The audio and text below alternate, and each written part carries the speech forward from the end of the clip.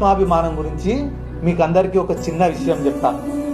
సుభాష్ రెడ్డి అని ఒక పెద్ద మనిషి, కొనిదేల గ్రామం ఆయనది, మాజీ మార్కెట్ యార్డ్ చైర్మన్. ఆయన ఆ గ్రామ అభివృద్ధి కోసం తన ఆస్తులను మొత్తం దానం చేసిన వ్యక్తి సుభాష్ రెడ్డి అనే పెద్ద ఆయన. తను దానం ఇచ్చిన సత్రానికే షట్టర్లు వేసుకుంటే నెలకు ఒక 2,000 3,000 బాడుగలు వస్తాయనే ఉద్దేశంతో షట్టర్లు వేస్తే తెలుగుదేశం పార్టీ నాయకులు పోయి, సార్ ఇతను ఊరిపైన ఉన్న సత్రాన్ని కబ్జా చేసినాడు సార్ అని పోలీసులకు కంప్లైంట్ ఇచ్చినారు. సార్ నేను దానం ఇచ్చిన సత్రమే సార్, డాక్యుమెంట్లు చూడండి సార్ అని పోలీసులకు చూపిస్తే పెద్ద ఆయన, అన్ని దానం చేసిన వ్యక్తివి ఇదొక్క విషయంలో ఎందుకు చెడ్డ పేరు తెచ్చుకుంటావు, వదిలే అన్నాడు.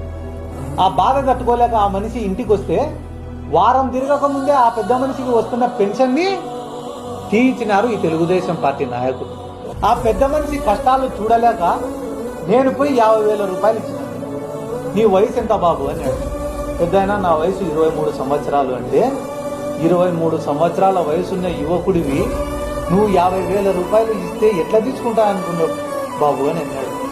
అది సార్ ఆత్మాభిమానం అంటే, అది సార్ సెల్ఫ్ రెస్పెక్ట్ అంటే.